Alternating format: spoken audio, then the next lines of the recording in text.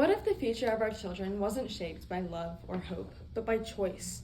We live in a world where you can choose the color of your car, the size of your phone, even the toppings on your pizza. But now, technology is allowing parents to choose something much more profound: the sex of their unborn child. I discovered the pre-implantation genetic diagnosis, PGD, and other technologies allow sex selection in the United States with virtually no regulation. This is legal, accessible, and already happening, not in science fiction, but in fertility clinics across the country. If this concerns you even a little, you are not alone. We must not allow reproductive technology to be used to choose the sex of unborn children. It opens the door to dangerous ethical, social, and demographic consequences. In the next few minutes, I will show you the ethical problem, the consequences of sex selection where it's gone unchecked, what researchers and ethicists are warning us about, and what we can do to stop it before it becomes a normalized practice in the US. The problem is that sex selection through technology is ethically dangerous and largely unregulated in the US. PGD and sperm sorting allow parents to select the sex of an embryo before pregnancy.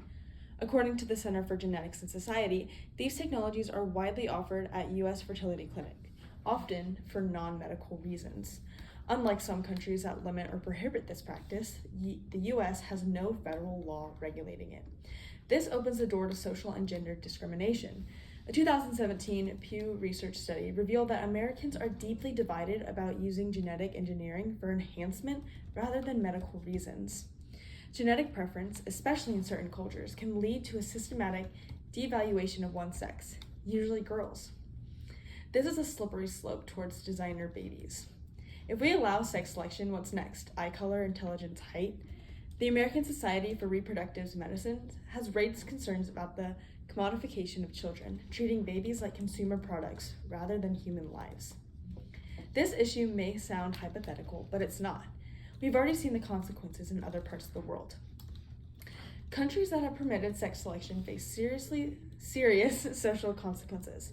In countries like China and India, where sex selection has been widespread, the demographic effects have been devastating. According to the United Nations Population Fund, over 140 million girls are missing worldwide due to sex-selective abortions and infanticide. China now faces a serious gender imbalance, with over 30 million more men than women, leading to increased violence, trafficking, and societal instability. The U.S. is not immune to culture pressures. A study published by the Proceedings of the National Academy of Sciences found skewed sex ratios among certain immigrant populations in the U.S., particularly those with a preference for sons. This shows that even in a liberal society, gender preference still exists, and technology is making it easier to act on it. Allowing the choice reinforces harmful gender stereotypes. Choosing a boy because he's seen as a future breadwinner, a girl because she's easier to raise, these attitudes only deepen systematic inequality. As long as we allow the choice, we send the message that one sex is better than the other. We might think that this is a small issue now, but it grows and quickly, and the experts agree. Experts warn that the lack of regulation around sex selection is a major ethical blind spot. Medical and ethical organizations have called for a tighter control. The Ethics Committee of the American Society for Reproductive Medicine warns that sex selection for non-medical reason is ethically controversial and may promote gender bias. The World Health Organization calls for the prohibition of sex selection in the absence of medical indications. Legal scholars and bioethicists argue for federal action. Without regulation, individual clinics decide what's acceptable. That leads to inconsistent, profit-driven practices. Marcy Jarnovisky, executive director of the Center for Genetics and Society, says that if we don't draw a line now, we will find it harder and harder to draw one later. So what can we do? It starts with understanding that this isn't just a future issue, it's a now issue.